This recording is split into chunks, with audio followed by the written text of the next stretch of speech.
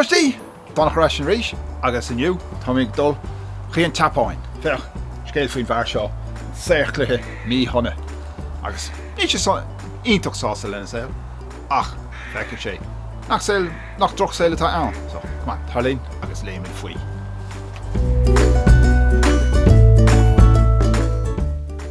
Serkliche, Mi Honne, Raintree, Coach the Capstone Global Library Limited, Chéad Ailchi, Fuin Diddle, Folk Tales from Around the World, The Unhappy Stonecutter. Jar agus Lacan amach, Joanna Hinton Melavoire, agus Peggy Carley. Charlotte Gillian Scriev, Steve Dorado Awashig, Victoria Fitzgerald Alerig, Be a Cuivine o Hickey arin an Lagan Gaelge, was be ein Goom a Dailchig. So, Scéalte béal idish as na Cera Hoirde, an Serkliche Mi Honne. Scéal béal idis on Chapáin. As fech her. Ik hoop ik gedíhloch gestolen om een chin. Oeps, roade. Nish, rasherísh gin lach noch ceart, eh? Ne character. Haru, Serkliche. Agus Siogant Sleve.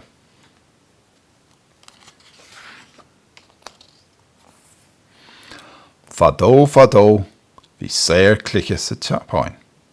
Haru, abanam do. Gach lá, heich Haru suas an Slév chun clocha a jara. Dhéanach sé jalva as na clocha, agus hogach sé da chórsanna iad. Feich sé jara, sin.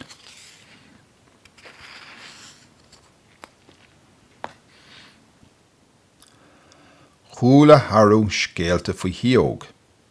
Hagach an tiog an ús ón Slév, agus hogach sí ein rod bevhuiin lo do réine. Far sonne abba Haru, agus ní hogach sé ein éard na scéalte sin.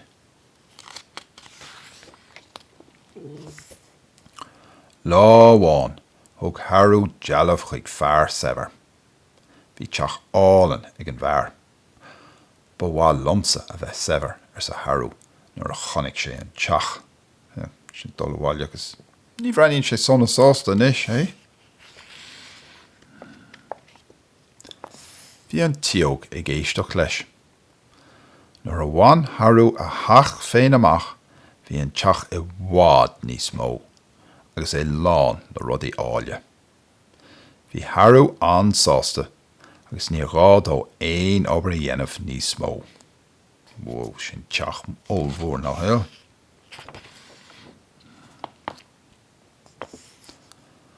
Tháinig lá bra, agus bégan de Haru fannach de stig mar go raibh sé chomh teis sin. Déach sé amach an inneog, agus chonig sé prinsa ag gabháil thar bráid I goráiste. Prinsa. Bhí searbhónta sa chráiste agus scá gréine ina lábhaige chun an prinsa a chosan ó heas na gréine. Ó, nach deas é sin a dúirt Haru. Ba bhá lomsa a bheith I mo frinsa.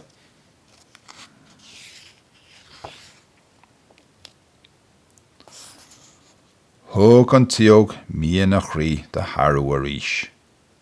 Rinneadh prinsa de Haru agus pálás dá thach. Ach fós ní raibh sé sásta mar bhí an aimsir róthe dó. Ba bhá lomsa a bheith I mo rian a dúirt sé.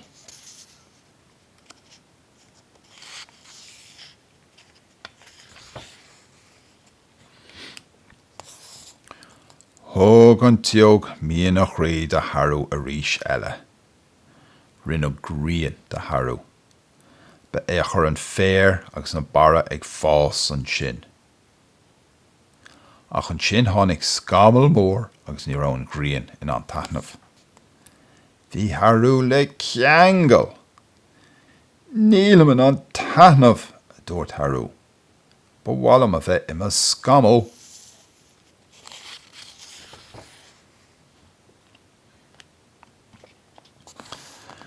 Mar a thar le hana, thug siog an tléimhe mian nach rí de Haru.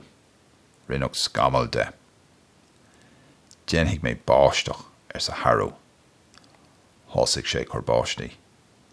Níomh fhada go raibh an talla faoi uisce agus gach éonród scuapa chun siúl. Ná mar go báisteach ag tite mé. Ach níor éidir le Harú an sliabh scuaba chun siúl. Sílam gur máthlam a bheith imime líomh inis, dúirt sé.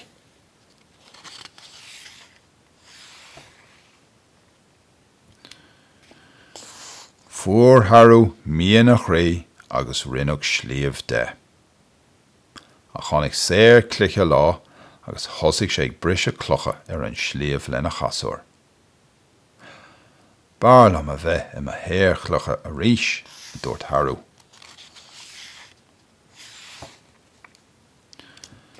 Rinne sióg an tléimhe séir cluiche de Harú an athúir, díreach mar a dír sé. D'oibrigh sé go crua agus bhíonn saol brá simplí aige. Bhí sé sonna sásta agus níor ír sé aon rud go Joe a ríis. Críoch!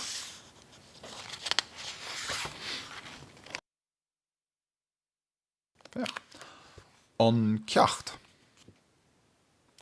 Is minic a bhíonn ceacht le baint as scéalta tradiisiúnta. An ceacht atá le baint as an scéal seo ná gur chóirde de bheith buíoch as an méid atá agat. Má tá do hóhan agat, tá an saoil de bhíon agat agus ní heastíonn aon rud eile wet. Bunús an scéal. Ní fis cén uair a cumach an séir cluiche mí honna, mar scéal an chéad lá. Ní fis ach gur sa teapáin a cumach é, sular tháinig an telefís, nó an radio, nó an ríomhare an saoil, ba nós le daoine scéalta aintint mar chatha bhaimsre agus mar spórt. Chur sean chatha an scéal seo ar raig ó glún go glún fanna céata bliain. Bhíoh leganna difriúla den scéal céine ag sean chatha difriúla. In imacht ama, bracach an scéal síos agus scapach é ar fud down an sin. So. Bhíonn an scéal faoin séirchlithe mí thola. Súil an gur hathan sé libh, agus buailmid le chéile, céad scéal eile, dulach an seo rá, slán!